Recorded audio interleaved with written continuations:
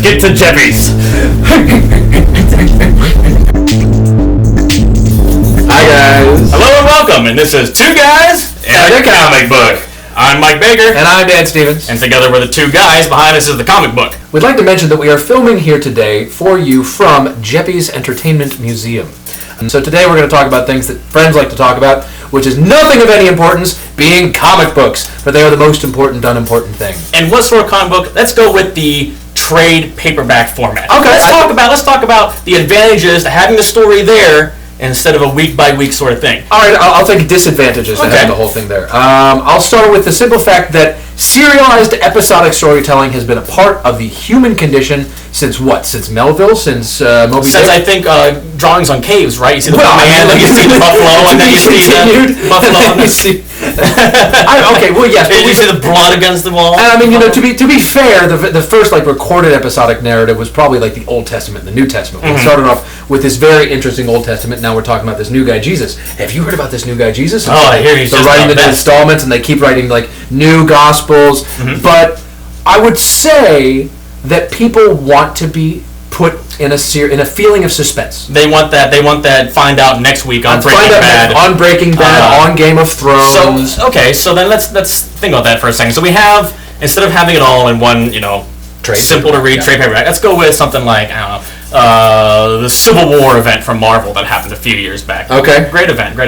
And it's all been collected now over, I think, 15 There's trades. a lot of trades. Like so, I mean, having that all together on my shelf, I find reading it afterwards is much better for my retention of the story than having to track down each issue week by week and figure out what. And then also going out like with Batman. Batman's really bad about this. So he has Batman and Robin, but there's also Batman Inc. and there's also All-Star Nightwing Batman. and there's Catwoman, and they all kind of tell the same parts of the same story. Well, except when you have different authors, is everybody meeting in the same boardroom and saying, all right, we're going to talk about this thing, and this thing. You got that, I've got this. That's such a wonderful question. That's a whole different... Can anybody tell us, ladies and gentlemen of the world and internet, please, somebody tell us how they write these things. And I'll tell you, they don't make any sense. I mean, you read Batman recently, I don't know if you have or not. I've made a point. They make it a point, so you can't. Honestly, so there's just no point to try. It's impossible. Well, because everybody's got their own take on this very iconic character. Batman is supposed to be this, or Batman is supposed to be this. You insist that he's supposed to be the world's greatest detective. Other people want him to be a ninja. Like that's the success of the Nolan. Other people want him to gargle. So I mean, there's that. So I don't want to talk about Batman if we can help it. So the argument that I think you're putting together is that if we have immediately accessible, because the classic comic books, you're not going to get them in a serialized format anymore. If you look at those anthologied X-Men or compiled the complete, they would suggest Phoenix Saga, this is everything you need to know, or Deadpool back when he was boring. People would insist that that's the way to get your comic book history.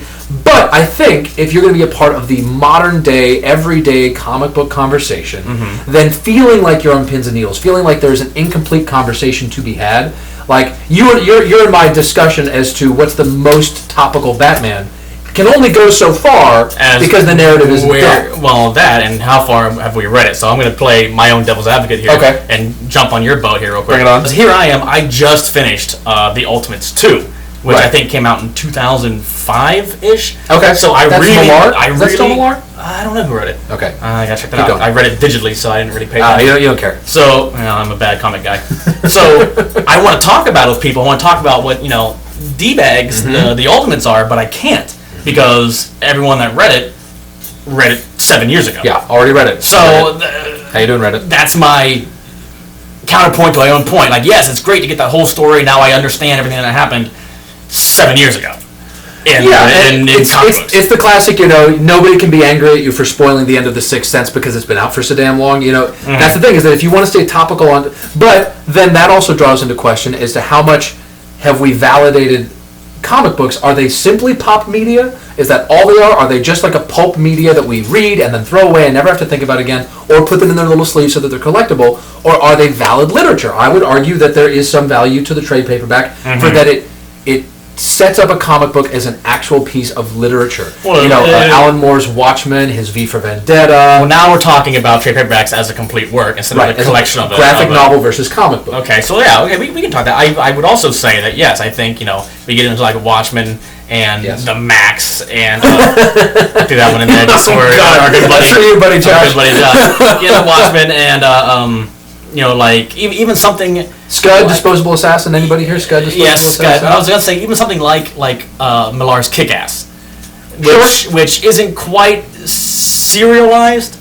It's not quite a week by week. It does telling an overarching story. Right, I think and that it's being released by little mini issues. So I think that might have to do more with, and this is probably poor planning on our part talking about this now. They might have to do more with a singular writer being on being on the book. Okay. So if we have a writer who is allowed to tell the story he wants to tell without being transferred to a new book or and fired. then finishing it. Yeah. Which doesn't often happen. I think Joss Whedon's Astonishing X-Men is an excellent example. We're talking about one author having control over his medium, his book, his story, versus multiple authors that then have their stories combined into an anthology sort of paperback. Mm-hmm. So we're talking about like the Watchmen versus the Civil War, let's say. Even though there was an overarching story there, was multiple authors taking on that entire thing. Because it was Civil War, but there was Civil War, Spider-Man, Civil War, Iron Man. There was Civil War, Spider-Man, Civil War, like Peter Parker. It was like two people had. Wasn't he the Iron Spider for a minute there? Who cares? But so we're gonna examine, I think, some of the other comic books that kind of illustrate this point. Mm-hmm. And I think during the break, Dan brought up a great point here. It was Transmetropolitan. One of my favorite comic books of all time. Written by one of my favorite comic book writers of all time. Warren Ellis. He's the angry, vulgar, British comic book Hunter S. Thompson. I would say that explains Spider Jerusalem. I believe. If you're not familiar, who is Hunter S. Thompson? Who is Hunter S. Thompson in a cyberpunk future addicted to drugs and cigarettes. With a two-headed cat who... the stories of this character could go on and on. But his primary focus and his primary intent is that he's a journalist in the future, no superpowers except for that he's very smart and he's very good at getting aggressively into people's faces. He's brought from a voluntary / demanded retirement from being in the city, that's all it's called. It's not called New York, it's not Washington. It's called just Mega City 1. Mega City 1. He's there and he is the law. And Spider just has to come out of retirement. He comes down to looking a lot like myself, except more so, longer hair, bigger beard, hairier. And then he comes down, and the first thing that happens to him is he takes a shower, and it's an energy shower, and it shaves all of the hair off his body. So he's So instead of telling everyone what the book, when it's condensed into trade paperback form, why is that better than like a trade paperback of the Flash? Because it's an 11 trade series, which means that it has probably 4 single issues per trade. It's 11 trades, at least it was at the time that I bought it.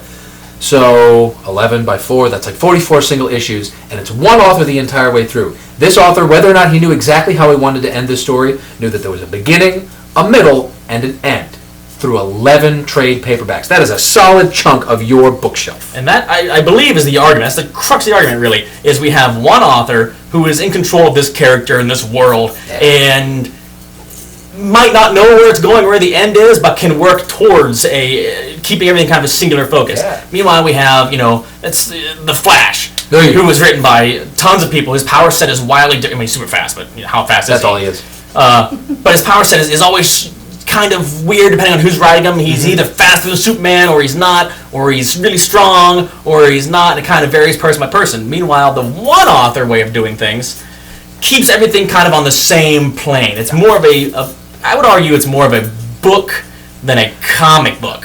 Okay, so there's an argument on behalf of the syntax of like graphic novel versus comic book. A comic book seems to suggest that it's just like a good TV show It's got a team of authors who all contribute their ideas, but it's got one unifying theme, whereas a graphic novel, like any other proper novel, is going to have a single unified authorial voice. Transmetropolitan is an excellent example. Alan Moore seems to be the classic failsafe in any argument with a real people media person. If you just say, but Alan Moore wrote The Watchmen, which is one of the top-rated novels of all time, then I win, because it's a comic book that's also excellent. Well, then, let's look at someone who walks on both sides of the fence for a second. Let's look at Frank Miller. Okay, so Frank Miller, we have arguably one of my favorite graphic novels is the Sin City series. Everybody loves Sin City. Loves Sin City. But he also does normal comic books as well. But he does them, I think, when he used to, really well. My favorite being when he brought Daredevil back from the break. Oh, yeah. I forget that was him. And Elektra, right? Like Elektra. Yes, he's the one that killed Elektra, was Frank Miller. Spoiler alert. Oh, she's dead like 5 or 6 times. that bullseye guy hates her. She just hates her whole abdomen area. So we have Frank Miller, who I think is really good about telling a beginning, middle, and end story, even if it is with a serialized character. Yeah. So I think now our argument is devolving less into what's better, single issues or trade paperbacks, and is more into the author owning that story. I think is what's happening here. So we're creating definitive narratives. Joss Whedon recently like 5 years ago, did a run of the Astonishing X-Men that was actually taken over by Warren Ellis. Fun little sidebar there. But Whedon created a very clear-cut beginning, middle, and end narrative. And it's a part of the X-Men canon. Can anybody please define for me the idea of what a canon is as far as it refers to comic books? Canon, so far as I know, is the commonly accepted this happened to this character. So a million things have happened to, Spider-Man. He was alive, he was dead, he burst out of himself becoming an actual spider, then became a man again, then he got divorced by the devil. And all that's considered canon. Some of it's more canon than others. And then we've got what ifs, just to throw it in there. This doesn't actually happen, but it's a really cool story they want to tell. Then there's all the Elseworlds and whatnot, which arguably, I'm going to keep trying to bring this back on point. Bring it on. Arguably, Elseworld comic books afford the writers that chance to take the characters we all know and love and put them into those situations with beginning, middles, and ends. What are we talking about on the drive here? 1602. Yeah. Great example. Gotham by 1602. Yeah, Gotham by Gaslight. Another great example. It's characters that we know and we love, but we take them out of canon so the author can tell a story beginning, middle, and end. And sometimes, more often than not, ends up with those characters either dying or someone close to them dying or something really big happening that would not be accepted in the, DC or Marvel universe as a whole, the 616 continuity from Marvel. But it still effectively challenges the conventions of what we set these characters up to fit within. Like, Marvel 1602 is a Neil Gaiman they went on to keep writing it, which of course was a huge mistake because it didn't stay interesting. It got just dumb. Not dumb. So go check that out. Yeah, read it. 1603. I think it's 1604. Is it 2 years later, as opposed to the usual 1 year later. I love the film convention of any narrative convention of 1 year later. You can do anything in 1 year later. Now You See Me with Andrew Garfield. Why you keep going on to different? Well, because I think it's an interesting conversation. If we can draw everything together and bring it back at the end. It's the 1 year later idea that you can do anything within the narrative. And these what ifs, these Elseworlds, do the same thing, except they don't need a 1 year later. They just say, this never somewhere else this happened. Yeah, in another alternate dimension. That's the thing that everybody likes to talk about. Warren Ellis, again, made the fractal universe. I think it was DC universe. I think it was Ellis, and if it wasn't, do some checking up. If it wasn't him, don't put this part anywhere. But I want to talk about the Killing Joke. Okay? Yeah. So sometimes this is another Batman story, but sometimes you can get in the way where the artist has a clear story he wants to tell, beginning, middle, and end, and it begins as an Elseworld sort of tale because in the Killing Joke, spoiler alert, put it down on the screen or whatever. Barbara Gordon gets shot by the Joker and she gets paralyzed. She's then awful things happen to her. I don't want to talk about it.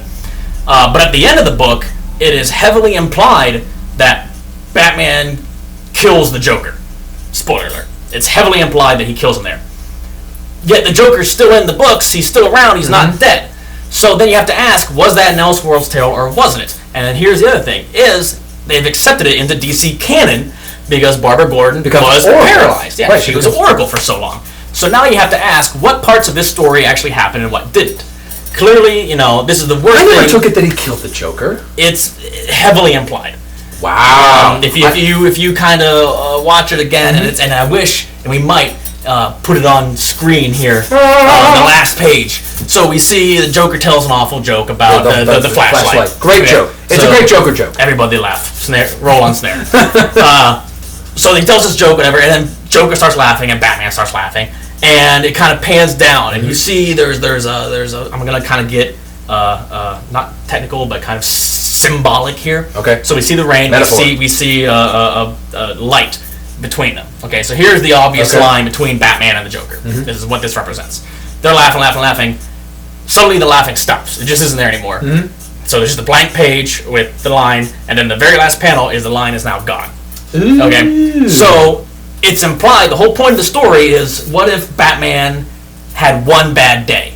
You know, so we try to make that's what it is. Okay. So we had Jim Gordon had a bad day. Yeah. Barbara Gordon had a terrible bad day. Okay. A terrible day. The Joker had a bad day and became the Joker. Bruce Wayne had a bad day and became Batman. Okay. What if Batman had a bad day?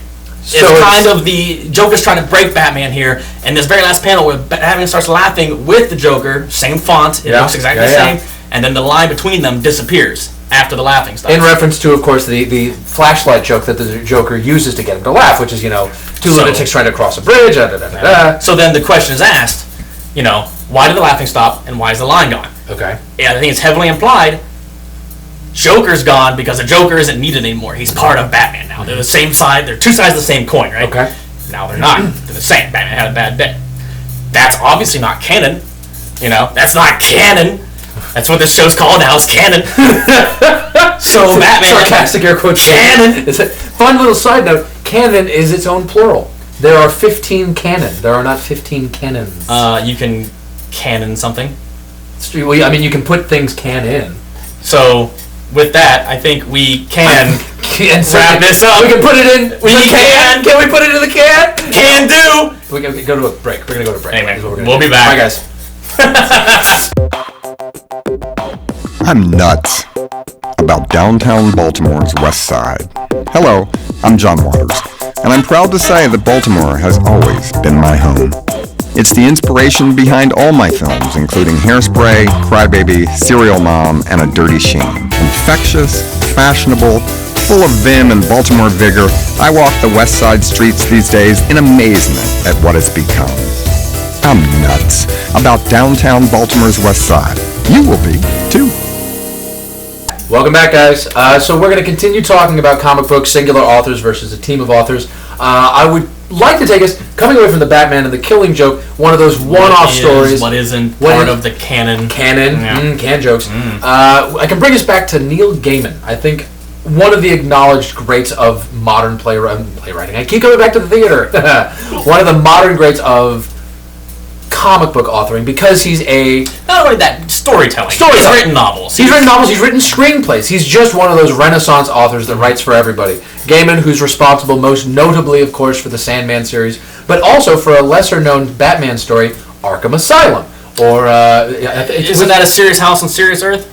Okay, so there's the Dave McKean Arkham Asylum, and then there's other works that he's done with other authors. Arkham Asylum, which is also now a video game, but not quite exactly the same game, but it's basically the thought is putting Batman, and this, speaking in the idea of a fractured fairy tale, taking something, riffing off of it, and this is what Disney's been doing for its entire career. This is what modern storytellers have been doing since time immemorial, is take something that's good and steal it and put a different face on it. Repackage it as their own. And then sell it and make money off of it. So what Gaiman did is he took Batman, everybody loves Batman, and Batman is successful, and I was actually watching a video about cosplayers the other day that was talking about that Batman is successful because his rogues gallery, the established cast of characters that are his bad guys, is way more interesting than he is. Way more interesting than he is. By a lot. And also because they're all of the characters that function well in a Batman universe, including Batman himself, are damaged geniuses. They're all broken. They're all scientists. Or brilliant of their own accord. Batman started off just being an exceptional man with emotional issues. So let's take it to the fact that all of his rogues, when they're not out on the streets causing trouble, are in one asylum, Arkham Asylum. So Batman has to go into that asylum every once in a while when they decide to take the place over.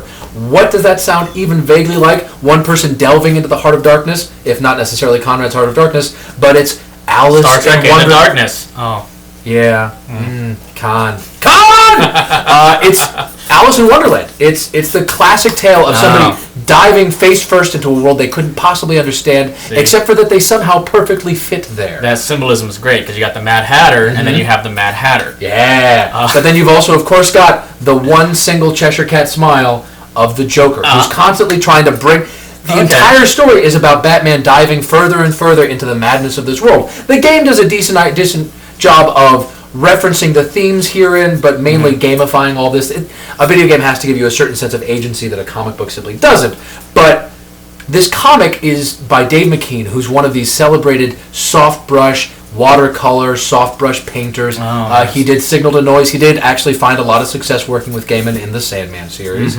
But in Arkham Asylum, it's all about Batman being like, what do I need to do? They've taken over the place. They don't want anybody but you, of course, because they never want anybody but Batman. It's not like, because this is sort of a bully pulpit, the Joker would be like, can we meet Superman? That'd be kind of cool. No, they only ever want to destroy Batman. So he goes in there and he starts meeting he meets the Joker, he meets the Hatter, he meets the Crocodile, who's this poor, leprous creature. There are characters that you've never met in Batman's canon because nobody talks about them anymore, that are just living in the deep down, dank depths, alliteration, of this place. It even has, that's again referenced in the video game, I'm going to keep trying to draw this all together, because these narratives are important that they reference each other. I'm going to keep going. It's fine.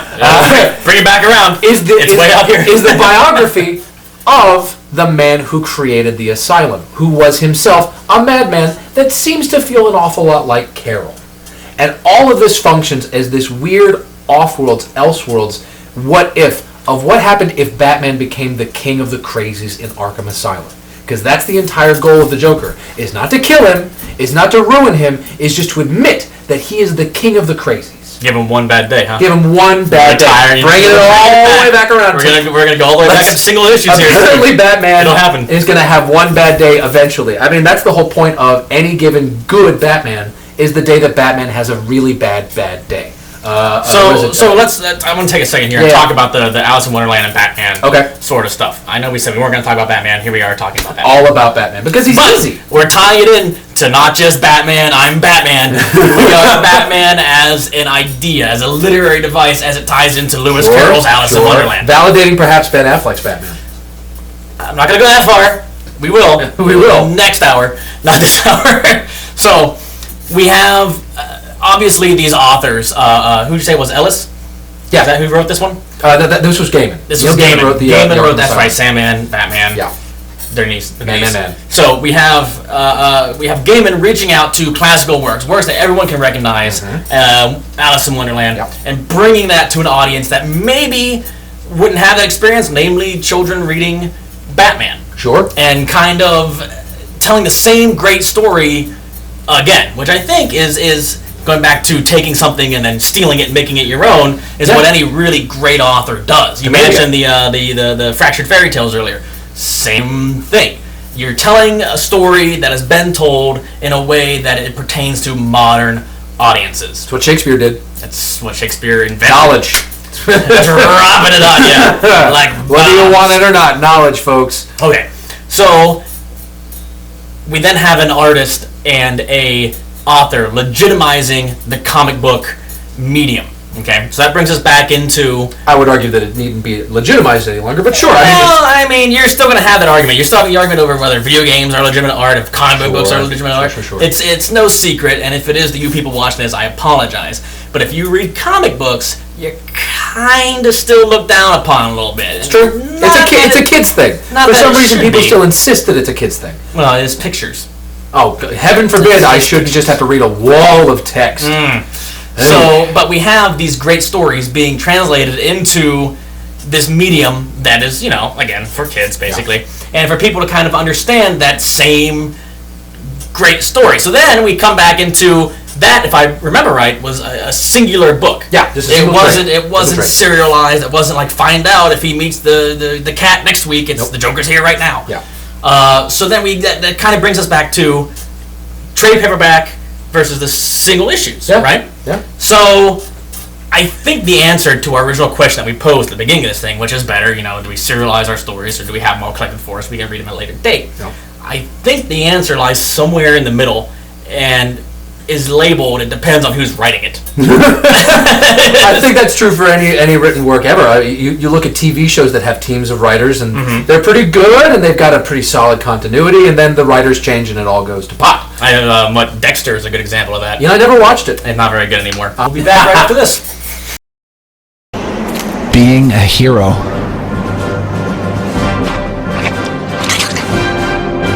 Imagine fighting the bad guys, saving the world, all that good stuff. Now imagine fighting an enemy you can't see or touch. Extra life. So anyway, we want to thank you guys for being with us here today. Dan and I had a blast. Once again, I think we did a decent job of kind of exploring, not really deciding one way or another which is better. Because there is no decision like that. No, but exploring, the self-contained story versus a serialized story, and then how authors and artists kind of pull that together and bring you in. I think we can simply say that it's the argument between conventional literary experiences like graphic novels and the more serialized experiences that offer the edge of your seat. Oh my God, I need to know what's happening. Sort of like a movie and a TV show. A movie and a TV show, sure. I mean, I think everyone has their tastes. To sum up, we had a good time. Yeah. We hope to see you again next week. So from Jeppy's Entertainment Museum in Baltimore, I'm Mike. I'm Dan. And this is Two Guys and a Comic Book. Hey!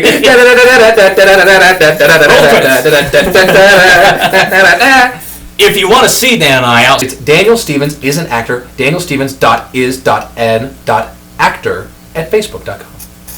And if you need to talk to me, just put the bat signal in the sky and I will come and run it. You will. In a really lame car. It's like bright orange. It's the ugliest bat car, but it's a conventional bat car. I spray painted it myself. Good night. Thank you. Peace.